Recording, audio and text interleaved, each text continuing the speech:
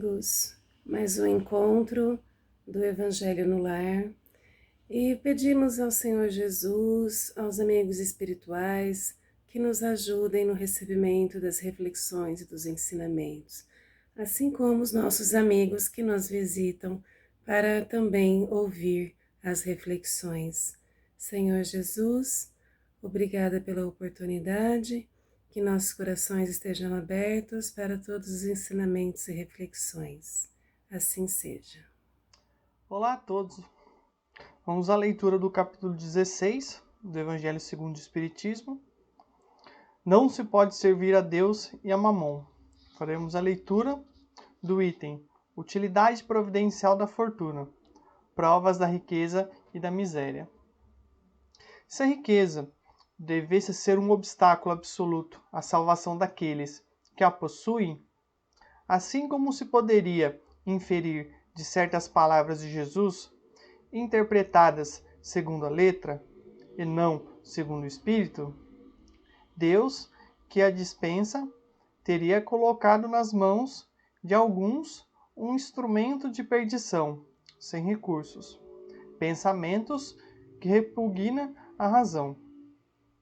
A riqueza, sem dúvida, é uma prova muito difícil, mais perigosa que a miséria, pelos seus arrastamentos, as tentações que dá e a fascinação que exerce. É o excitante supremo do orgulho, do egoísmo e da vida sensual. É o laço mais poderoso que liga o homem à terra e afasta seus pensamentos do céu. Produz uma tal vertigem que se, frequentemente, aquele que passa da miséria à fortuna, esquecer depressa a sua primeira posição. Aqueles que o dotaram, aqueles que o ajudaram, e tornar-se insensível, egoísta e vão. Mas do fato de tornar o caminho difícil, não se segue que o torne impossível, e não possa tornar-se um meio de salvação nas mãos daquele que dela sabe se servir, como certos venenos que podem devolver a saúde, se são empregados a propósito e com discernimento. Quando Jesus disse ao jovem que o interrogou sobre os meios de ganhar a vida eterna, desfazei-vos de todos os vossos bens e segui-me.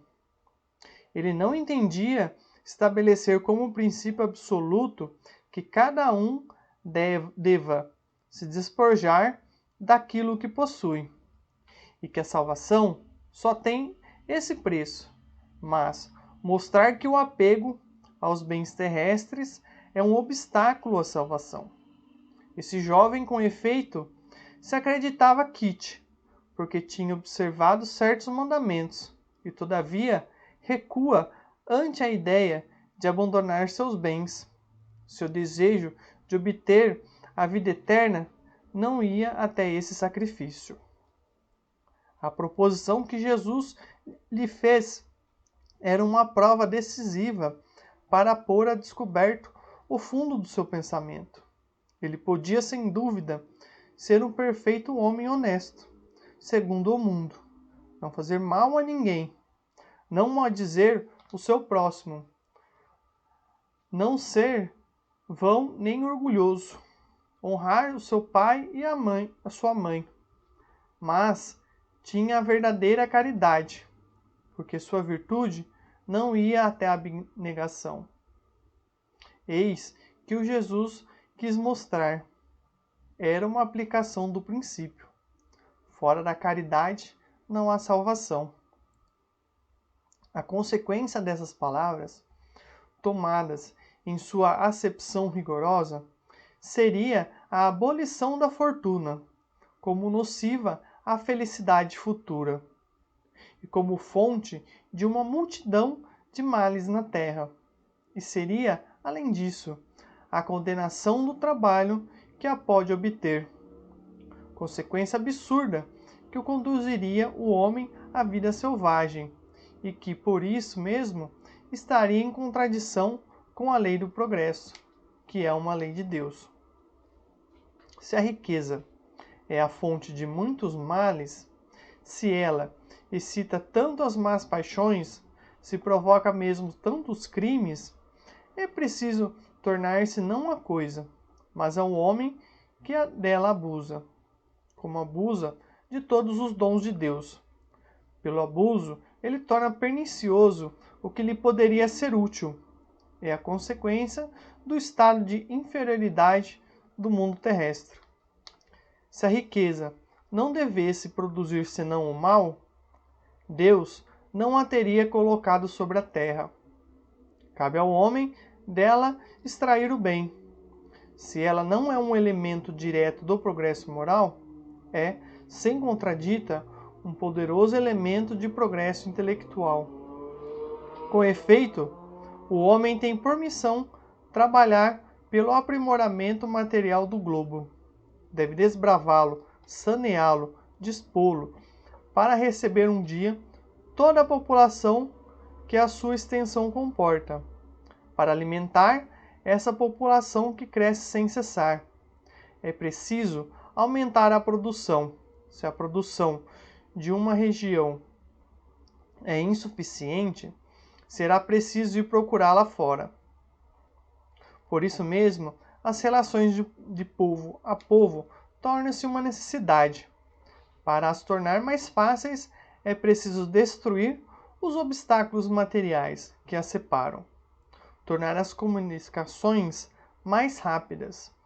Para esses trabalhos, que são a obra dos séculos, o homem teve de tirar até das entranhas a terra. Procurou, na ciência, os meios de executá-lo, mais segura e rapidamente. Mas, para realizá-los, lhe foram precisos recursos. A necessidade fê-lo criar a riqueza, como fez descobrir a ciência. A atividade, necessitada por esses mesmos trabalhos, aumenta e desenvolve a sua inteligência. Essa inteligência que ele concentra primeiro na satisfação das necessidades materiais. O ajudará mais tarde a compreender as grandes verdades morais. A riqueza, sendo o primeiro meio de execução, sem ela, não mais grandes trabalhos, não mais atividade, nem estímulo, nem pesquisas. É, pois, com razão, considerado um elemento do progresso. Olá a todos! Vamos então para os nossos comentários sobre a nossa leitura do Evangelho de hoje, que é do capítulo 16, Utilidade Providencial da Fortuna, Provas da Riqueza e da Miséria. Bom, é importante ressaltar aqui, logo no início, ele coloca uma informação muito importante, que vai ser o nosso foco agora, que é sobre o fato de que se a riqueza fosse somente um percalço, uma dificuldade que trouxesse uma, digamos assim, uma perda de virtude, ela não estaria aqui presente entre nós, digamos assim, como um instrumento de tentação. Então, se fosse só para causar realmente a queda da, digamos assim, no sentido moral, né? Uma queda moral, um desvirtuamento, digamos assim, ela não existiria, porque não há uma finalidade para isso. Então, tudo que nós temos na nossa criação é útil. Então, tendo isso em vista, nós entendemos que sim, a riqueza, assim como a miséria, elas são momentos de ensinamento em que nós vamos estar entre os dois estágios, onde nós temos grandes recursos e muitas vezes que nós temos carência desses recursos. E também temos que ressaltar, claro, que muitas dessas carências ou muitas dessas riquezas surgem por uma coisa chamada egoísmo, um sentimento que ainda nós temos de que nós temos posse das coisas de maneira em que nós achamos ainda normal de que o nosso irmão fique, digamos assim, sem nada, enquanto nós temos ali guardando, estocando.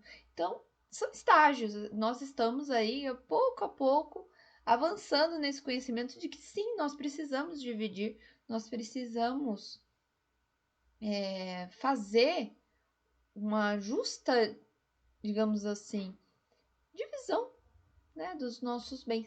E quando a gente fala aqui prova de riqueza, ou prova de miséria, geralmente a gente pensa, primeira coisa, em valor de dinheiros, né, de riqueza no sentido de coisas valiosas, materiais.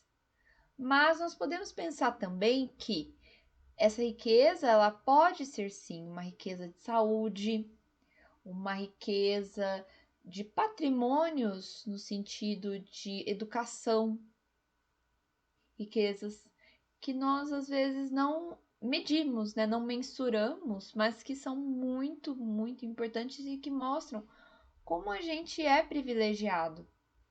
Então, muitas vezes nós não prestamos atenção, não valorizamos realmente, não sabemos, na verdade, o valor, porque é mais fácil nós medirmos valores materiais e não agradecemos muitas vezes os valores espirituais que nós temos.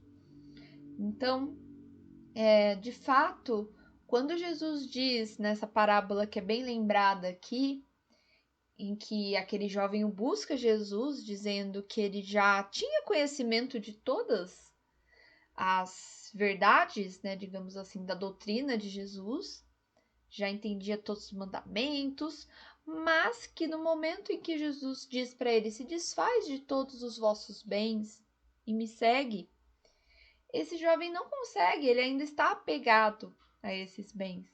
Então aqui a gente entenda também que não são só bens materiais, mas também bens de